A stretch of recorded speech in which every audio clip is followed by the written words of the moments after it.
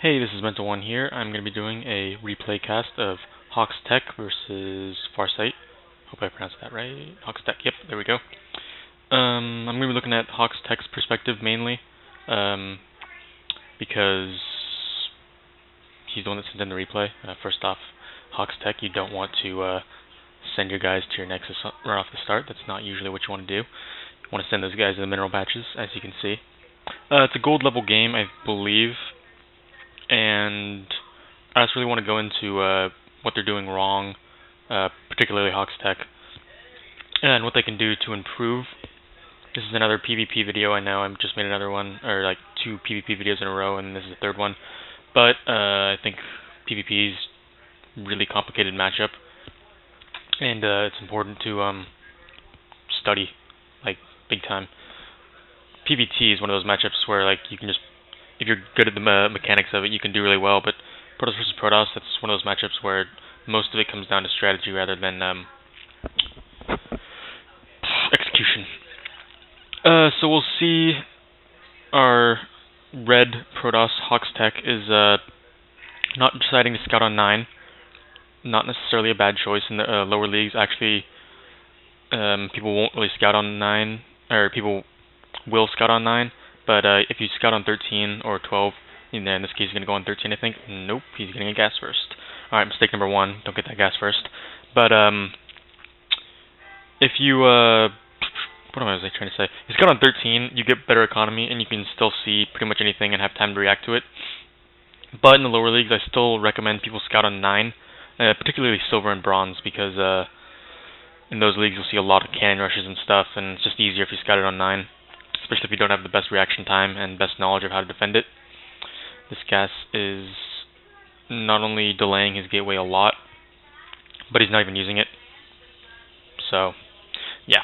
No, there's pretty much no Protoss versus Protoss build that'll call for getting a gas before a gateway. I don't think there's any build ever that calls for getting a gas before a gateway, but maybe someday in the future. His opponent is going for a more standard fare, also not putting guys in his gas. I'm guessing that's just something that, they forgot about for a little while. His opponent has really not been producing probes, though. That's something that HawksTech has been doing pretty darn well, is getting those probes out, chrono boosting. I haven't checked his chrono timing. I'd actually like to go back and check that. I will actually in my more detailed analysis of the game. After I do this, I'll probably just go back and find some crucial points. So he's going for a 2-gate opening. If you watch my PvP guide video on the basics, you would know that 2-gate openings are kind of going out of style, but they still can be useful. Just because you get those 3 stalkers out so quick, you can pull off a lot of tricky moves. Not only that, but 5 stalker rush, 3 stalker rush, that's very powerful. You do want to be getting a second gas, though. Like, before this. Oh, okay, he's getting a zealot. Don't really need to get a zealot with a 2-gate.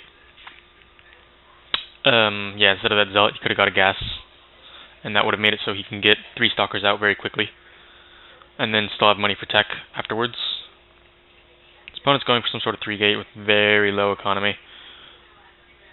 Probably not the best execution by Farsight, but that's not what we're focusing on right now. We're focusing on HawksTech, what he can be doing better, how he can improve. Need to be getting these stalkers out. And chrono boosting them, actually. With a 2-gate, you really want to get those stalkers out quick.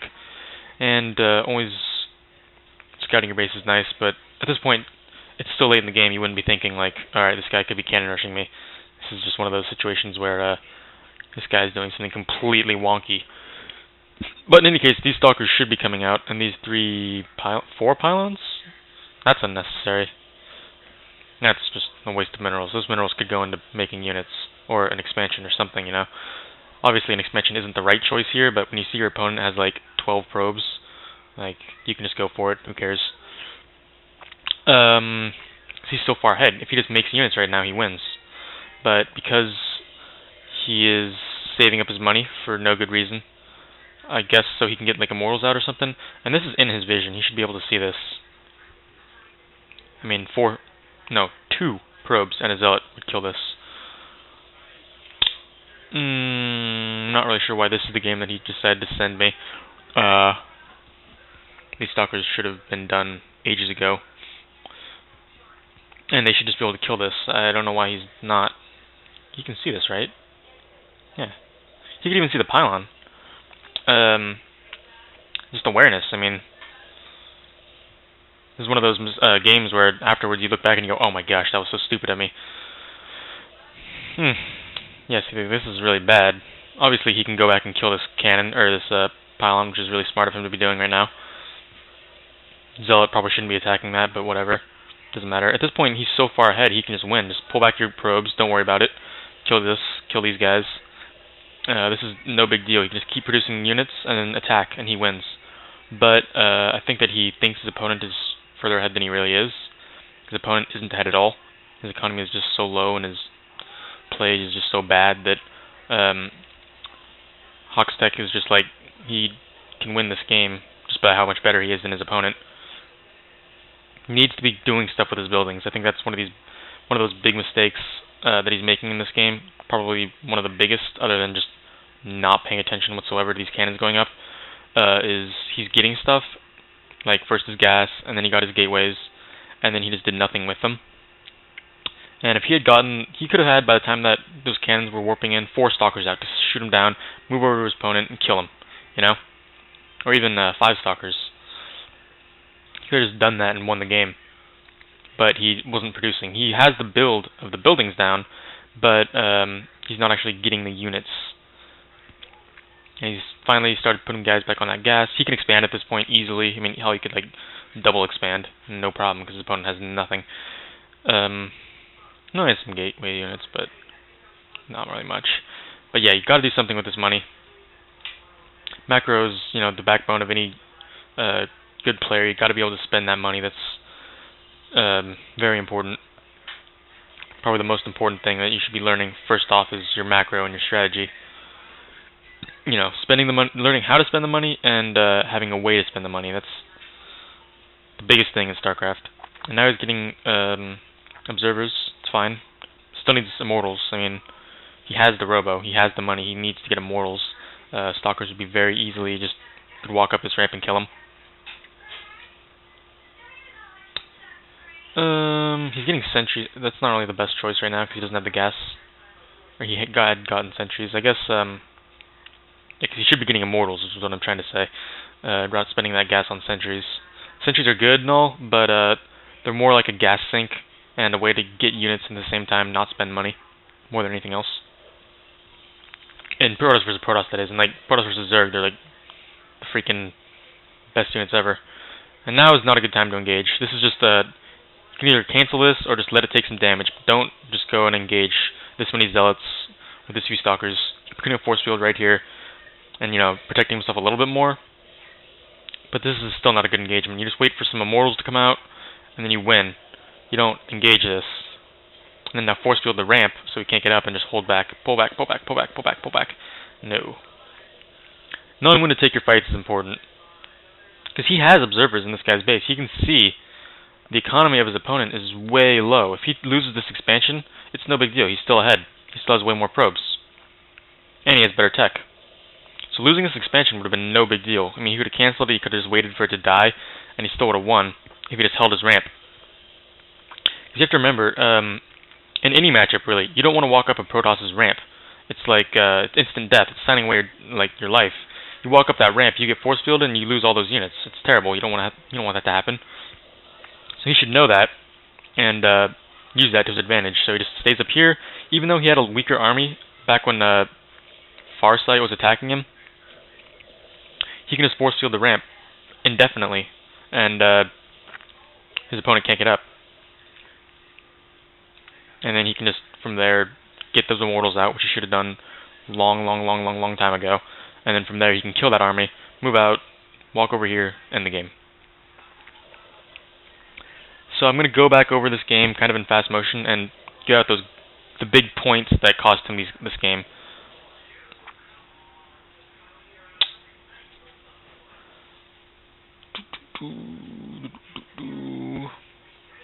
Alright, I'm just going to go by and show you guys the important things, the big mistakes that'll really cost you this game if you're HawksTech. First off, he's getting his probes pretty well, you know, he's getting his probes up, that's good. You always want to have constant probe production. He has fairly constant probe production in this game, which is always nice. Gets his gas first. That actually ended up not being a huge deal, because his opponent's build was way worse than his was, even though he got the gas first. But that's still not something you want to do. Yeah, right there, he sent his probes straight out and to his opponent's base. If his opponent was cannon rushing, his opponent could have pylons here. His opponent could have pylons here if he's going for proxy 2-gate. So, you know, just sending your probe like bam right there, then like bam right there, bam over here, then over here. Or actually, even if you really want to be thorough, you can go back down here, because a lot of times you'll see proxy gateways warped in right here and right here. So that's just something to keep in mind. I forget to do that a lot sometimes. It's not like something that everyone that's, you know, decent at this game will do every single time, but it's pretty important. His gateway was really late. I didn't really call that too much to attention just because it was because of the gas. But this gateway being late makes him super susceptible to things like 4-gate, 2-gate attacks, anything like that. So don't ideally you want this gateway finishing up like, if you're going for like a 13-gate even, like 250, maybe. Yeah, 250-ish, I think, would be a good time for this to finish. Instead of finished it around like 315. That's very late. Don't want that. Now he's just moving around with his probe, trying to get some scouting. That's always nice. For this build to work, he shouldn't get this zealot, and he should instead get this gas. That way he can get, right as this finishes, he can get a stalker out. Then once this finishes, he can get 2 more stalkers. Send those straight to his opponent's base, scout all around the map first before you go to your opponent's base, just for proxy pylons and everything, because you have stalkers, you have map control, you might as well use it. But instead he goes for a zealot and really just screws with him. He sees a forge there, and he sees, actually he's not even looking, but he should be able to see this is like no economy. His opponent already at this point, HawksTech wins this game. This is like when you're watching a chess match, and you see like, oh, there's actually a way for your opponent to win without like a guaranteed way to checkmate your opponent. This is one of those situations. If you look at the units tab, 13 to 23 with a zealot, and you have better like everything. This is this is a victory if you just play your cards right. You play it safe and you don't screw up. You just keep your production up. This is what cost him the game. Right here, he doesn't have any stalkers coming. Yes, he's on 26 to 26, so he's supply blocked, but he shouldn't have gotten this zealot. He should have either cut probes or gotten a probe or a pylon a little bit earlier. You can actually have all 3 stalkers coming at 26 to 26. Because he did this so slowly, though, he ended up getting more probes than you normally should at this point.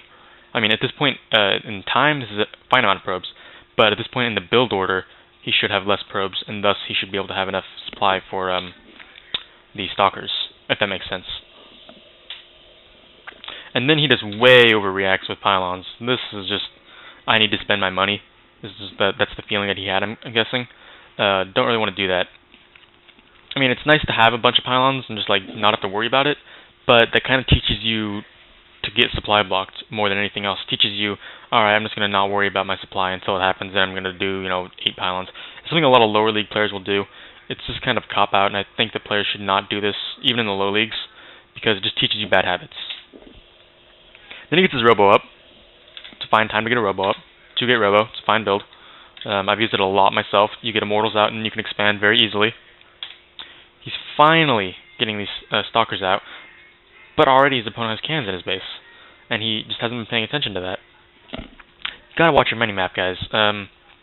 Obviously, in the lower leagues, you're doing more important things. You're still trying your best to macro, and you're microing. So watching your minimap isn't really a high priority. Just try to train yourself to always be peeking back at the bottom left, and I'm pointing at my screen. I guess you guys can't really see that. I'll use my clicker. You watch the minimap, and you watch the top right. Those are the areas you want to be paying attention to the most. Just glance down at the minimap, glance down at the top right. Oh, I have 2 supply left until I need a pylon. I should probably get a pylon. Oh, I have 800 minerals. I should probably spend that. That sort of thing. That alone will help you get your macro up way better, and it'll help you against things like cannon rushes and drops and everything like that. Good reaction, getting these guys behind the cannons. This is kind of an oversight by Farsight. Stalkers just kill cannons, and so a late cannon rush is never a good idea. The best kind of cannon rush is super, super early, even though it's still crappy. And at this point, he hasn't moved any of his probes away, so he lost a lot of probes. So now he's almost equal in his opponent in probes, which is just a mistake. He shouldn't have thrown away that advantage he had. Still not making units. This is what cost him this game. It's not even that he's doing like a whole lot. Obviously, APM will vary on how familiar you are with the game and how good you are and everything like that. But it's not like he's doing a ton of stuff. He can still be making units. Just hockey your gateways, and he hasn't even warped them into warp gates, by the way. And just while you're attacking, get some units. That's what's going to win you games. Not having good micro, not having top 3 control and being able to do all that stuff, multitasking. That stuff comes when you're in like Diamond Masters League. Getting your macro up, spending that money, that's what you need to be focusing on in the low leagues. And of course, learning the basic strategies and everything is very important. And now he's getting observers, which is good. Should probably already have these rallied. There's no reason just to not rally your structures. Right when you build it, you might as well just rally it. If you know you're getting an observer, you might as well rally it beforehand. He could have already had an observer in his base by now. That's the minor thing, but still. And here he's expanding. He could have expanded so much earlier because his opponent has no probes. No probes means no production. No production means no potential for attack. And now he's expanding, and he has no idea what his opponent has. For all he knows, his opponent has already expanded and is on like 30 probes. So, expanding at this time actually wasn't a smart choice. It wasn't an educated choice, rather. It was a smart choice. It wasn't an educated choice. And he's still not getting immortals, still not getting anything. I'm focusing on this a lot, I know. I've said this like 10 times, but you have to build stuff. That's the biggest thing. That's what StarCraft is. You build stuff and you fight your opponent with it. Fighting your opponent with it doesn't really matter. You can A-move with a bigger army and win. And then, of course, execution. I don't really care about this. Like, the fact that he loses this fight, what I do care about is that he took the fight. He didn't have to take this fight. The fact that he wasn't able to micro against this is fine. Gold League, I'm not going to expect you to be able to beat this army. I couldn't beat this army. I would just cut it in half and maybe take a few units out. Huck couldn't beat this army probably, unless his opponent was really poorly controlling it. But the thing was that he took the fight. He prioritized this Nexus over his army. He should have been able to see how many units there were and make a judgment call. Okay, I can't take that many zealots. I'm just going to fall back, or else I'll lose my army. Instead, he made the judgment call of either I think I can take this army, or I can't lose this Nexus. He has observers in his opponent's base. He knows his opponent hasn't expanded. He knows he has more probes. You don't need this Nexus. This Nexus is nothing. This Nexus, if it dies, you lose 400 minerals. Big whoop. You have 1,000 and 388 gas saved up. It's no big deal. Don't worry about it. Instead, he loses his whole army this way. Force fielding the ramp is kind of micro-intensive. You have to be able to, force field the ramp, knock its supply block, force field the ramp, make some more probes, force field the ramp, and do that sort of thing. But still, even if you can't do that properly, even force fielding it for 15 seconds, even for 30 seconds, or just not even attacking over here, that's still, his opponent wants to take this Nexus. He has to take this Nexus. So he's just going to be sitting down there attacking the Nexus. You have like 50 seconds to get an Immortal out, and that just holds. And then you have these gateways up. Once you have your 4-gate plus Immortal production, and with this economy, you can just stay on one base and kill him. Even if he's taken 3 bases, he has 19 probes. He can't do anything. You have an observer. You can see that he has 19 probes. You can see, he's not doing anything. Just kill him. You don't have to worry about it. Alright, so I was a bit critical in this game, obviously, because I'm being critical because that's what my job is. Analyzing this play and seeing what he did wrong. Not really rewarding the good things that he did, which is, followed a build order pretty well. Got a lot of probes. It's always good stuff. And so I apologize if HawksTech watches this and is like, oh man, he's such a jerk. But, I just want to be helpful, and I think the best way to be helpful is to be honest. And to be honest, this isn't Masters level play, obviously. And I pointed out, I think, the biggest mistakes that there were. Hopefully this video isn't going too long. And hopefully I reiterated myself enough to the point that I really drove those points in, because they're really big mistakes that he made. And it ended up this was a good game for me to cast, because there were a lot of big errors that I think he probably makes in a lot of games that he just doesn't even realize are that big of a mistake. Just not looking at his opponent's base and seeing what his opponent is capable of, I think was actually one of the main reasons why he lost. That and not producing units. If he produced units and /or he realized what his opponent was capable of, he wins this game. It's just as simple as that. If he had more units, he can just kill this army. If he knew that his opponent had no options, he wouldn't have to expand. He can just stick up here and not even worry about it. Even if he didn't have good production, he can still just stay up here and win. He had a lot of opportunities to win this game, and he kind of threw them away with those two big mistakes. Everything else that I commented on, the little mistakes here and there, that kind of thing is expected in the lower leagues. It's just something that you're going to have to work on. Don't worry about it too much. But I think the big things you need to focus on, getting that money down and scouting your opponent, seeing what he's capable of, seeing what you're capable to do because of it. So hopefully you guys learned something. Hopefully HawksTech learned something. I'll see you guys later.